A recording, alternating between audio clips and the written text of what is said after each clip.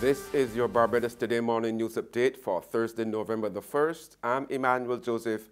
Thanks for joining us. Topping the news at this hour, this island's largest public sector trade union is threatening to take the Mayor Motley-led administration before the Employment Rights Tribunal. Deputy General Secretary of the National Union of Public Workers, Delcia Burke, is demanding that the government immediately rescind the termination letters just issued to workers at the Barbados Agricultural Development and Marketing Corporation and the Rural Development Commission. Burke says the government is in breach of the Employment Rights Act by not going through the 6-week consultation process with the union. The Dean of the Faculty of Social Sciences at the Cayfield campus of the University of the West Indies says it's going to take a significant amount of political will for the government to maintain its spending cuts over the next few years. Dr. Justin Robinson made the declaration during a forum on the International Monetary Fund at Arcra Beach Resort last night. A number of the major expenditure adjustments are scheduled for 2019. I think they will test the political mettle of the government, and it will require significant political will, I think, to actually successfully push through and maintain those expenditure cuts, which are really targeted at the state-owned enterprises, which are really at the core of the delivery of social services that Barbadians have come to take for granted and expect to receive free at the point of delivery. So I think those major expenditure adjustments in terms of user fees, right-sizing the SOEs, which are scheduled for 2019, I think that's going to require quite a bit of political capital and will. Meanwhile, Central Bank Governor Cleverston Haynes says any privatization of the Transport Board must go hand in hand with the establishment of a regulatory agency to ensure quality of service.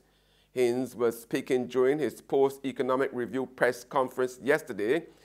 His comments on a regulatory body to ensure quality of service come against the backdrop of plans by the government to fully restructure the Transport Board in 4 phases.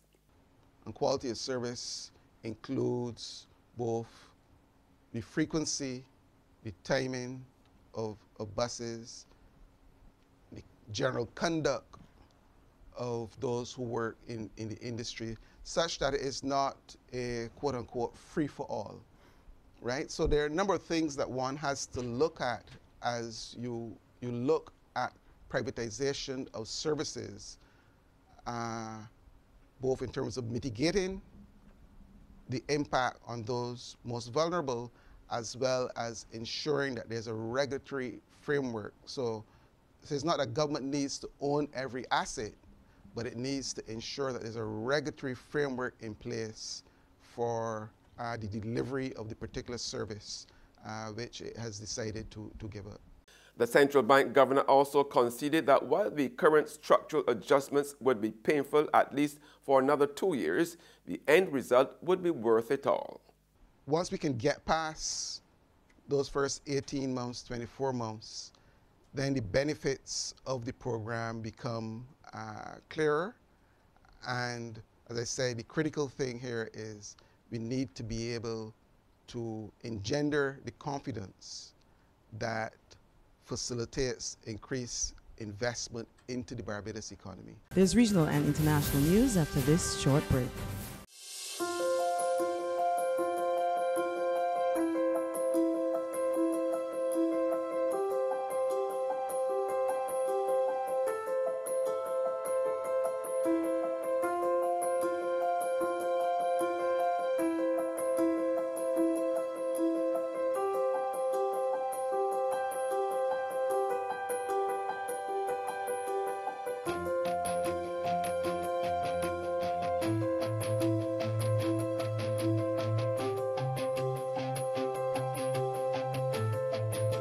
Barbados Today, news you can trust. Welcome back with news from the region now. A scathing international newspaper article about Jamaica has sent the Ministry of Tourism into damage control. An article in the United States-based USA Today newspaper painted hotels in Jamaica as dangerous, listing dozens of alleged rape cases committed by hotel workers against American women. TVJ's Herman Green has the story.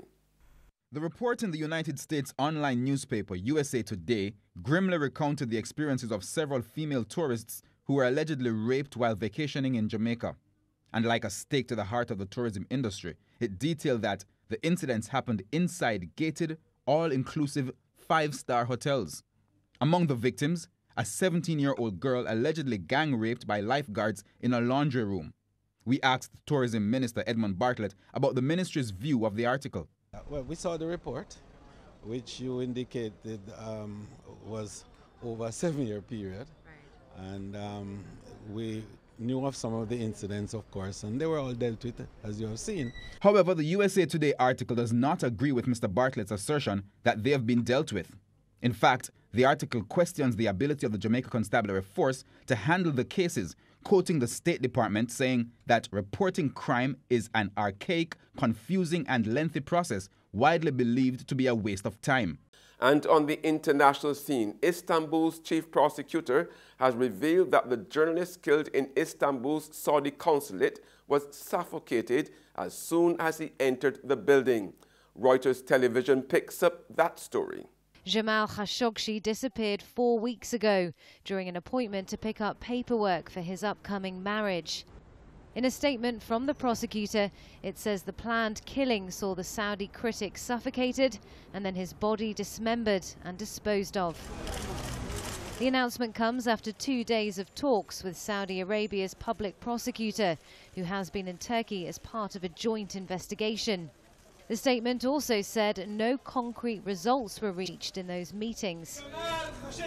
Khashoggi's death has escalated into a crisis for the kingdom, which at first denied any knowledge of or role in his disappearance. The Saudi prosecutor later saying the killing was premeditated and that Riyadh arrested 18 suspects.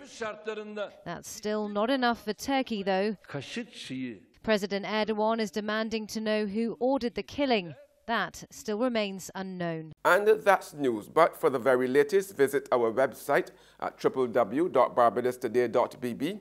You can also subscribe to our e-paper, email updates, or like us on Facebook, and sign up for breaking news alerts via WhatsApp. We are also on Izumi Media in bus terminals, as well as Screenplay at supermarkets and gas stations near you. Now you can also hear us on Mix 96.9 FM. I'm Emmanuel Joseph. Have a fantastic day.